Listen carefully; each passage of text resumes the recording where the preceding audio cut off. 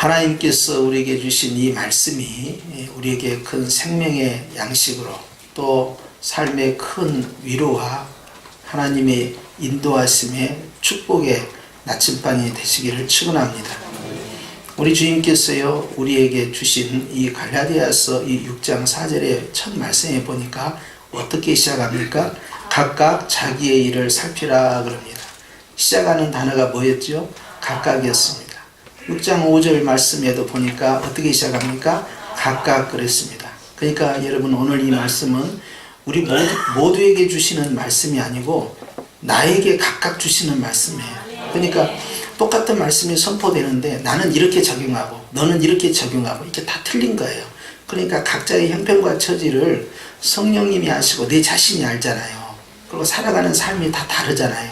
형편이 다르잖아요. 환경이 다르잖아요. 그러니까 오늘 이 말씀을 들을 때 각각에게 적용을 해서 주님이 나에게 이런 부분을 깨닫게 하시고 이렇게 이끌어 주신구나 하는 그런 것을 받아가는 복된 예배가 되길 축원합니다. 그래서 오늘 보니까 주님이 첫 번째 각각에게 말씀하신 것이 자기의 일을 뭐하라 그랬습니까? 살펴보라는 것입니다. 여기에서 오늘 나타나는 이 살펴보라는 이 단어는요 마치 불에다가 이 금을 단련을 시켰어요. 재련을 했어요. 불순물을 다 뽑아내고 그리고 아주 깨끗한 순금으로 만들어낼 때 사용하는 단어가 살펴보라 하는 단어의 뜻입니다. 그러니까 오늘 주님께서는 네가 네 자신에 대해서 네 자신의 일, 즉 삶에 대해서 너는 철저히 점검하고 그리고 하나님 앞에서 얼마나 순결하게 얼마나 정결하게 드려져야 하는가를 네가 봐야 한다 하는 걸 강조하는 거예요. 이 말씀이 왜 나왔는고 하니 이것은 3절에 있는 말씀 때문입니다. 3절에는 이런 말씀이 있습니다. 만일 누가 아무것도 되지 못하고 된 줄로 생각하면 스스로 속임이라. 이것을 제가 풀어서 말씀을 드리면 너는 아무것도 아닌데 어찌하여 너는 무엇나 되는 것처럼 그렇게 사람들 앞에서 우쭐대고 자랑하고 네 자신을 드러내려고 하느냐. 다른 사람 앞에서 네가 자랑할 것이 무엇이냐. 자랑할 거 없다. 오히려 너는 네 자신을 한번 살펴보아라. 네가 얼마나 하나님 앞에서 사람 앞에서 자랑할 것이 있는가 돌이켜봐라 하는 의미를 가지고 있는 것입니다. 보통 우리는 항상 다른 사람과의 비교를 통해서 내 자신을 발견하려고 합니다. 그래서 내가 다른 사람보다 상대적으로 좋으면 나는 좀 저 사람보다 나으니까 행복해. 또 다른 사람과 비교해서 내가 좀 가난하다든지 또는 저 사람보다 어떤 면에 있어서 뒤떨어진다든지 그러게 되면 나는 왜 이럴까 이렇게 생각해서 늘 다른 사람과의 비교의식이 우리에게 아주 깊이 각인되어 있어요. 이거 습관입니다. 그래서 나의 행복과 불행을 꼭 딴 사람을 통해서 확인을 하게 되는 그런 일들을 하고 있죠. 그런데 여러분 다른 사람과 비교하는 일에 있어서 여러분들은 그것을 인정해서는 아니 됩니다. 우리가 잘했느냐 못했느냐 행복하냐 불행하냐 이런 모든 것들은요 하나님 앞에서 평가될 줄로 압니다. 여러분 우리가 지금은 내 옆에 있는 사람보다 어렵다 하더라도 우리가 100년 전의 사람 200년 전의 사람과 비교하면 얼마나 행복한 사람입니까? 또 우리나라 사람과 비교해서 그렇지요 우리가 다른 외국에 있는 동남아 지역에 있는 사람이나 멀리 아프리카에 있는 사람과 비교하면 얼마나 윤택한 삶을 살고 있습니까? 우리는 누구하고 비교함으로써 상대적으로 좋기도 하고 상대적으로 절망하기도 해요. 그래서 내 자신을 다른 사람 앞에서 발견하는 것은 위험한 것이기 때문에 사도 바울이 고린도전서 4장 말씀에 다른 사람이 나를 평가하는 것은 나는 신경 쓰지 않는다 그래요. 나를 평가하실 분은 예수님밖에 없는 것이다. 나는 주님의 재림 앞에서 내가 어떤 평가를 받을지 그거에 대해서 나는 집중하고 있다. 이렇게 고백을 합니다. 그러니까 여러분 남에 의해서 내가 평가되면 나는 늘 남을 의식을 해야 됩니다. 그리고 그 사람에게 나를 피하기 위해서요 나는 오버액션을 하게 됐어요. 더 많이 자랑하고 더 많이 드러내고요 그리고 내가 과장되게 이야기할 수밖에 없는 구조를 갖고 있어요. 그런데 주님은 그렇게 해서는 안 된다는 거예요. 왜냐하면 갈라디아 교회 안에는 의외로 엉뚱한 일을 하는 사람이 있었다 이 말이에요. 다른 사람 앞에서 나를 자꾸 드러내고 나타내고 그런 일에 익숙한 사람들인데 그럴 필요 없다는 거예요. 그렇기 때문에 하나님 앞에서 네가 어떤 모습이냐 우리는 주님 앞에서 다 죄인이 아니냐, 아무것도 자랑할 것이 없는 사람이다. 그런데 어떤 유대인은 성전에 들어가서 기도할 때, 주님, 저는 저 세리와 같지 아니하고, 저는 저 세리처럼 토색하지 아니하고, 저 세리처럼 11조 떼먹지 않고, 저 세리처럼 도둑질하지 않고요, 저는 일주일에 2번씩 금식하고 11조 다 드리고 예배 잘 드리고 있나이다. 저는 저 사람처럼 되지 않는 걸 감사하나이다 라고 기도를 해버렸다는 거예요. 그러니까 주님께서 그 사람이 하나님 앞에 의롭다함을 얻은 것이 아니라 자기 가슴을 치면서 하나님, 나는 죄인입니다, 나를 불쌍히 여겨주세요 말한 그 세리가, 세리는 여러분 세무공무원인데요, 그 당시의 세리는요, 옛날로 말하면 친일파고요, 나라를 팔아먹는 사람과 똑같은 사람이에요. 폭리를 취해서 로마에 갖다 주는데요, 백성을 너무 힘들게 하는 직업이 바로 세리였어요. 이 세리라는 것은요, 도저히 이스라엘 구성으로 두를 수 없는 존재들입니다. 그런데 주님은 저 세리가 이 사람보다 더 의롭다함을 얻었다라고 말씀합니다. 비교하게 되면 주님으로부터 비교를 당하죠. 비판하면 비판을 당하죠. 헤아리면 헤아림을 당하는 거예요. 자기를 높이면 주님이 우리를 낮추시게 되는 거죠. 그렇기 때문에 3절에 있는 말씀처럼 네가 뭐라도 되는 것처럼 우쭐거리지 말라 하는 거예요. 오히려 하나님 앞에서 네 자신을 살펴보아라. 그러면 자랑할 것이 무엇이냐 하는 것을 우리에게 말씀하고 있습니다. 주님 앞에서 내 자신을 돌이켜보면 죄밖에 없고 부족한 것밖에 없고 연약한 것밖에 없다는 것입니다. 그래서 고린도전서 1장 29절 말씀에 아무 육체도 하나님 앞에서 자랑하지 못하게 하려 하심이다 그랬어요. 어느 누구도 자랑하지 말라는 거예요. 하나님이 원하시는 것은 우리가 다른 사람 앞에서 내 자신을 드러내는 것이 아니라는 것입니다. 결코 나타내지 아니할 나의 겸손함이 바로 주님 앞에서 칭찬을 받게 되는 것입니다. 갈라디아서 6장 14절 말씀에는 사도 바울은 나는 예수 그리스도 십자가 외에는 결코 자랑할 것이 없습니다 라고 고백합니다. 바울은 참으로 잘나고 똑똑한 사람이에요. 유대인들 가운데에서 로마 시민권을 가진 자, 그것도 태어났을 때부터 가지고 있는 자가 몇이나 되겠습니까? 별로 없어요. 그리고 자는 가멜랄 문화에서 최고의 학문을 통달을 했고 율법에 능한 자고 열심을 가진 자고 베냐민 지파 가운데 한 사람이며 유대인 중에 유대인이요, 히브리인 중에 히브리인이요, 또한 당시에 전체 여론을 끌고 가는 가장 큰 집단이 바리새인인데 자기는 바리새파의 일원이에요. 그렇기 때문에 자기는 항상 기득권에 있었고 다수파에 들어있었고 그것 가운데에서도 상위 0.1% 안에 들을 수 있을 만한 그러한 사람이었고, 이 사람은 디아스포라로서 다소에 살고 있었기 때문에요, 유대인들이 사용하는 히브리어, 당시에는 아람어인데요, 이 히브리어나 또 그 당시에 이 로마의 제국에서 공용어로 썼던 것이 오늘날 영어처럼 말이죠, 공용어로 썼던 것이 헬라어입니다. 근데 헬라어에 능한 사람이에요. 그렇기 때문에 이 사람은 외국어에도 능통하지, 철학도 있는 사람이지, 인문학 소양도 있지, 율법으로는 통달한 사람이지, 열심을 가지고 하나님을 섬겼던 사람이니까 정말 자랑할 만하거든요. 그런데 예수님 앞에서 아무 의미가 없다는 것입니다. 그런 것입니다. 그렇기 때문에 고린도전서 1장 31절 말씀에 보니까 자랑하는 자는 주 안에서 자랑하라 라고 이렇게 말씀하고, 고린도전서 13장 말씀에 사랑은 자기를 자랑하지 않는 것이다 라고 말씀하고 있어요. 자기를 드러내는 것이 부끄러운 줄 알아야 한다는 것입니다. 그런데 이 갈라디아 교회 안에는 의외로 이렇게 자기 자신을 드러내는 일에 익숙한 사람들이 있었다 하는 것입니다. 고린도후서 11장 30절 말씀에 보니까 바울은 오히려 내가 약한 거, 나의 부족한 거, 연약한 거, 나의 약점을 내가 자랑한다. 나 같은 죄인을 쓰신 하나님을 찬미합니다 라고 고백한다는 거예요. 그렇기 때문에 여러분, 오히려 내가 나이가 들었든지 질병이 있다든지 가난하다든지 사업에 실패했다든지 인류대학을 못 나왔다든지 가문이 기울었다든지 부도가 났다든지 또는 자녀들이 또 속을 썩힌다든지 여러 가지 내 개인사에 있어서 어려운 일이 있고 부끄러운 일이 있고 감추고 싶은 일이 있고 연약한 부분이 있다 하더라도 여러분, 주님께서는 그런 문제 앞에서 열등감을 갖지 않기를 원하는 겁니다. 오히려 바울은 그런 것을 노출하면서 나는 이렇게 부족하고 나는 예수님을 핍박한 자고 나는 교회를 탄압했던 자지만 하나님 나를 이렇게 쓰셨습니다. 나는 아직도 육체의 가시가 있어서 사람들 앞에서 이 질병을 노출할 수밖에 없는 사람입니다 하면서 늘 자신의 약점을 드러내는데 부끄러워하지 않고 그런데 말입니다. 하나님께서 나를 이렇게 쓰셨네요. 하나님 나를 이방인의 사도로 쓰셨네요. 예수님께서 나를 만나주셨네요. 하면서 주님의 은혜를 나타내는 거예요. 그래서 네가 약할 때에 주님은 더 강해지시는 것이다 하는 거예요.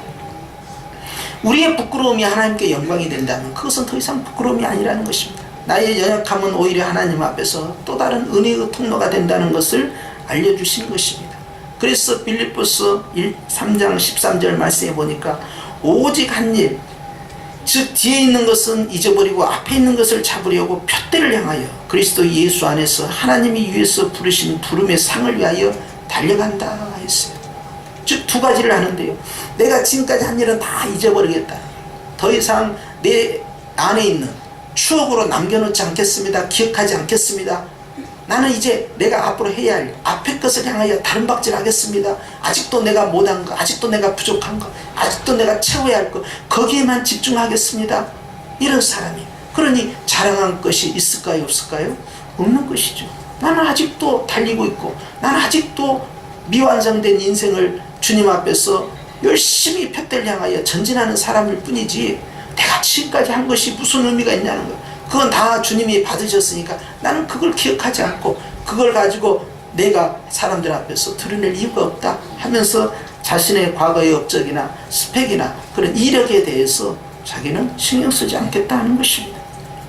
그러면서 오늘 주님께서는 자랑이라 하는 것은 곧 하나님 앞에서 해야 할 일인데, 그것은 누구를 자랑하느냐? 예수님을 자랑하는 것이고 십자가의 은혜를 자랑하는 것이고 나의 연약함 속에서도 베푸신 그 은혜를 자랑하라 하는 것입니다. 할렐루야. 그렇기 때문에 그리하면 자랑할 것이 자기에게는 있어도 남에게는 있지 아니한다. 그 말은 다른 사람에게 자랑할 것이 하나도 없다 하는 뜻으로 말씀하고 있는 것입니다. 오늘도 여러분, 우리는 또 그 무언가를 드러내기를 원하는데 그것은 여러분 다른 것이 아니라 하나님의 영광이요, 하나님의 은혜요, 예수님의 사랑인 줄 믿습니다. 그렇기 때문에 당신 참 대단하다, 당신 참 칭찬받을 만하다, 당신 참 유능한 사람이다 이야기 들을 때마다 여러분의 입술을 통하여 또는 여러분의 마음속으로 여러분 이렇게 대답해야 돼요. 따라서 합시다. 주님이 하셨습니다.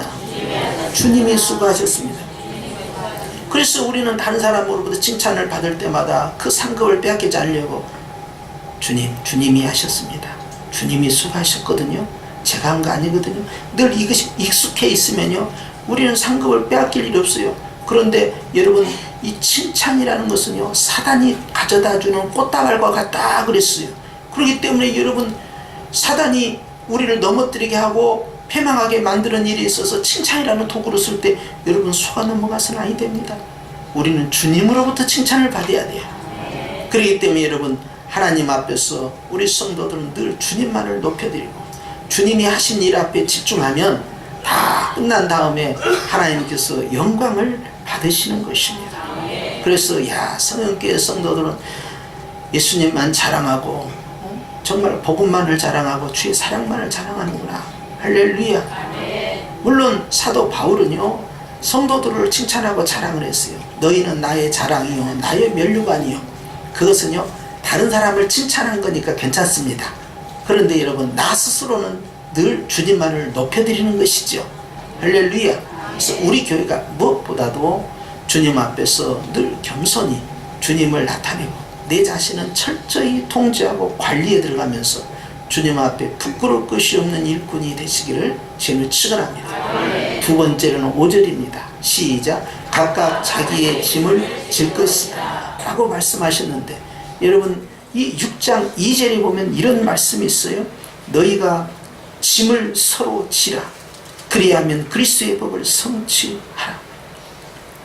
6장 2절의 말씀은 짐을 서로 지라고 하셨고, 6장 5절의 말씀은 각각 자기의 짐을 지라 라고 말씀하고 있어요. 6장 2절에 나와 있는 이 짐은 헬라어 원어에서 이 바레라는 뜻을 가지고 있습니다. 이 바레라는 뜻은 아주 무거운 짐, 혼자서는 들 수 없는 아주 무거운 짐, 이 짐을 말씀하는 거예요. 이 짐은 너희가 함께 가서 연합해서 도와주어라 하는 의미를 가지고 있습니다. 그런데 똑같은 짐인데요, 이 6장 5절에 있는 말씀을 가면 이것은 이 포르티온이라는 뜻입니다. 이것은 혼자 감당할 수 있는 적당한 양의 짐을 의미할 때 이 포르티온이라는 짐을 말씀하고 있어요. 그러니까 6장 2절에 있는 짐은 너무 무거운 짐, 6장 5절에 있는 짐은 그렇게 무겁지 않고 혼자 딱 낼 수 있는 그 정도 짐이라는 것이에요.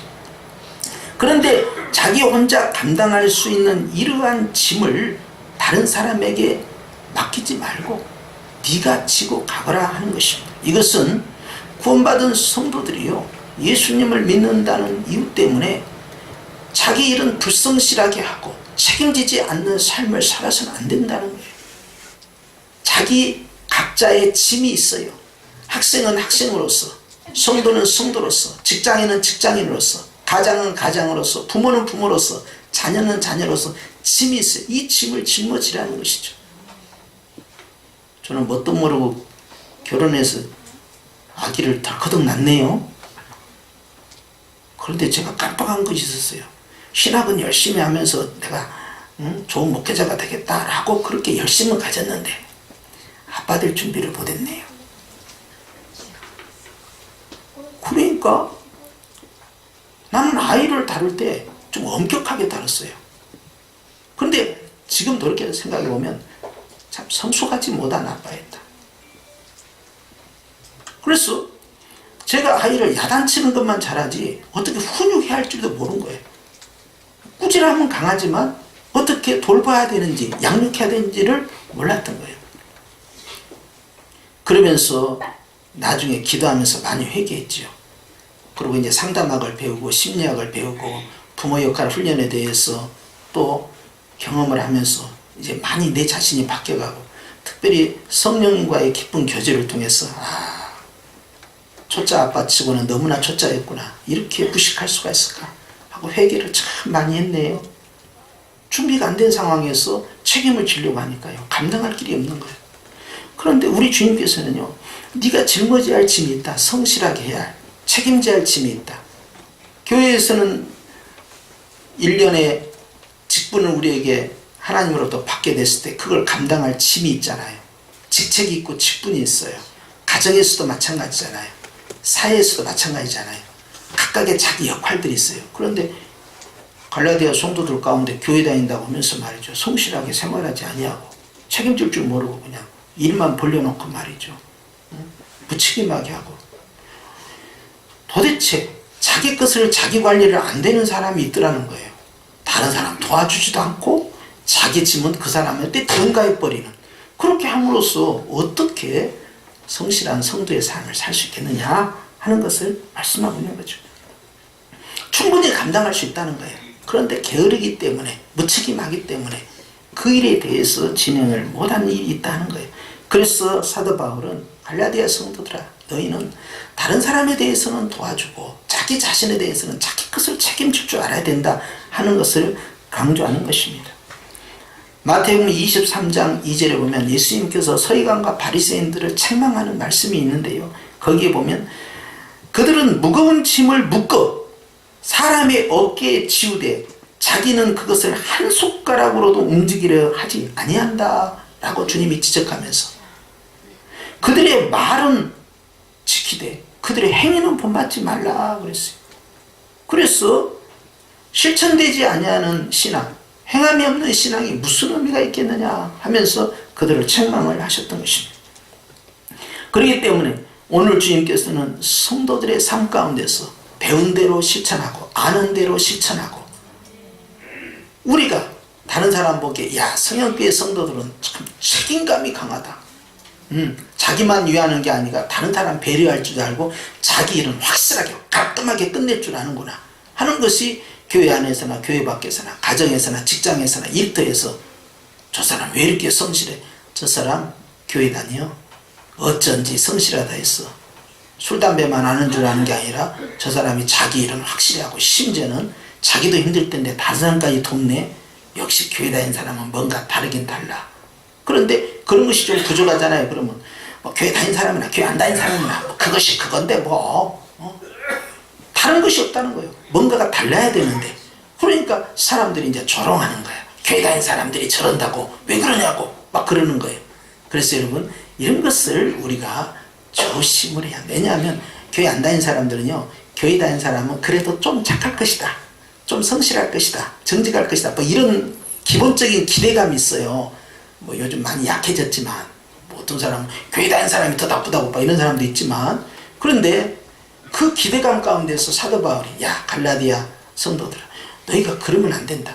이 주변에 있는 사람들이 다 보고 있지 않느냐. 그러니까 자기 일에 대해서 성실하게 책임질 줄 아는 사람이 돼야 된다 하는 것을 계속 강조하는 것입니다. 남에게 부담을 줘서는 안 되고 남에게 손가락질을 당해서는 안 된다는 것입니다.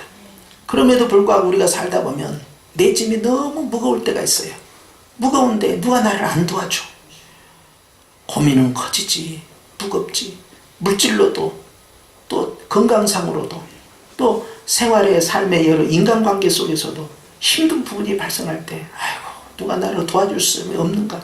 주님께서는 감당할 만한 짐만 주시고 감당치 못할 때는 피할 길, 해결할 수 있는 방법을 주신다고 하셨거늘 주님 어떻게 하면 좋습니까? 그런 기도가 안 나올 수가 없잖아요. 그런데 주님께서 요한복음 1장 29절 말씀해 보니까 세례 요한이 이런 고백을 합니다. 보라, 세상 죄를 지고 가는 하나님의 어린 양이로다 그랬어요. 세상 만사 인생에 있어서 가장 근본적인 고민거리가 뭐냐? 바로 죄라는 문제입니다. 죄라는 문제가 없었으면 고통이란 것이 없고 질병이란 것이 없고 사망이란 것이 없어요. 재앙이 나타날 수가 없어요. 그런데 인간에 있어서 가장 불행하게 만들고 힘들게 만드는 이 죄의 문제를 혼자 짊어지시고 가는 양, 그것도 아주 작은 어린 양을 보라라고 세례 요한이 선포했던 것입니다. 우리가 아는 대로 그분은 예수님이 아닙니까? 그렇기 때문에 예수님께서 마태복음 11장 28절 말씀에 수고하고 무거운 짐진 자들아 다 내게로 오라, 내가 너희를 쉬게 하리라 라고 했습니다. 죄 때문에 율법으로부터 늘 공격을 당하고 죄책감에 시달리고 율법을 감당하기가 너무 힘든 거예요. 그 수백 가지의 율법대로 어떻게 사느냐 이 말이에요. 말하는 거, 보는 거, 듣는 거, 생각하는 거, 모든 일들이 하나님 앞에서 만족되지 못하고 주님의 기준에 미달되고 지은 것이 죄밖에 없으니 어떻게 하면 좋냐는 거예요. 그 율법 가운데 시달리고 있을 때 주님께서는 수고한 자들아, 무거워하는 자들아, 그 짐 가지고 내게로 와라, 내가 다 해결해 주마 라고 말씀하신 것이죠. 또한 주님께서 시편 55편 말씀에 네 짐을 여호와께 맡기라 라고 말씀했던 것입니다. 할렐루야. 또한 시편 68편 말씀에 따라서 합시다. 날마다 우리의 짐을 지시는 하나님이다. 날마다 내 짐을 주님이 맡아주신다는 것이죠. 내가 감당할 수 있는 짐도 있지만 내가 감당할 수 없는 짐이 있기 때문에 고민이 생기고 염려가 생기고 갈등이 생기고 스트레스를 받는 거예요. 그러다 보니까 소화도 안 되고 위경련도 생기고 식도염도 생기고 오장육부가 망가지고 암이 발생하고 그런 거 아니겠습니까? 뼈와 관절까지도 근심 때문에 말라간다 그랬어요. 그만큼 말이죠. 우리의 영적인 스트레스는 말이죠. 이 육적인 질병으로 직결되어 있고 삶을 불행하게 만들고 우리로 하여금 자꾸 넘어지게 만들었어. 주님을 의심하게 만드는데 주님은 그 무거운 짐들, 네가 성실하게 책임감 있게 끌고 가려고 했던 거 너무 무거워하지 말고 나에게 맡겨라. 가장으로서 짊어져야 할 것이 있고요. 직장의 상사로서 또는 리더로서 사회의 구성원으로서 내가 이 문제만큼은 내 몫인데 내가 감당해야 되는데 무겁다 하는 데는 있지 않겠어요? 그걸 하려고 하지만 내가 감당하기 너무 버거울 때마다 우리 주님께서는 기다리고 계신다 하는 것입니다. 그렇기 때문에 오늘도 주님께서는 우리의 짐을 대신 져주시는 하나님과 우리에게 함께 하시는 것이니 우리가 하나님 앞에서 기도하면서 최선을 다하고 성실하게 살고 책임감 있게 살면 하나님께서 계속해서 그 일을 나의 일로 맡기지 않고 주님의 일로 인정하시고 주님이 함께 하시는 것입니다. 주님이 나와 함께 할 때 내가 경험하게 되는 수많은 짐들이 결국 내 짐이 아니고 주님의 짐이 돼버리고 마는 것입니다. 그렇기 때문에 여러분 오늘 또 우리는 주님과 함께하는 임마누엘의 삶이 대단히 중요한 것입니다. 따라서 합시다. 이제는 내 문제가 아니구나. 내가 감당해야 할 그 하루의 분량도 이제는 내 문제가 아니고 누구의 것입니까? 주님의 것이에요. 왜냐하면 나라는 자체가 주님의 것이기 때문에 그러한 것입니다. 그렇기 때문에 믿는 성도들은 더 성실하고 더 책임감 있고 더 부지런하고 할 수만 있으면 다른 사람을 도와가면서 어려움을 격려해주고 위로해주고 힘써주면서 살아가는 것입니다. 질병뿐만 아니라 물질로도 힘들 때 얼마나 많습니까? 그러면 다른 사람들이 가족들이 굉장히 부담스러워 하잖아요. 형제간들에게 손 내미기가 얼마나 이거 도대체 주님 예수 믿는 내가 이것이 이렇게 되면 안 되는데요. 이렇게 해가지고 내가 어떻게 다른 형제간에게 본이 되고 덕이 되고 어떻게 전도할 수 있겠습니까? 하나님은 그것은 아닌 것 같습니다. 주님 도와주시옵소서 할 때 주님이 그 기도를 들으실 줄로 압니다. 그렇기 때문에 여러분 우리는 크고 작은 모든 무거운 짐들을 한꺼번에 다 가지고 가서 주님께 날마다 맡기는 놀라운 은혜의 역사가 있어서 내가 못한다라고 도망가는 것이 아니라 내가 이 짐을 감당하겠노라고 주님 앞에 그 짐을 가지고 나아가는 믿음의 역사가 있기를 예수님 이름으로 축복합니다. 함께 기도드리겠습니다. 하나님 아버지, 오늘 우리는 우리 주 예수 그리스도만을 자랑합니다.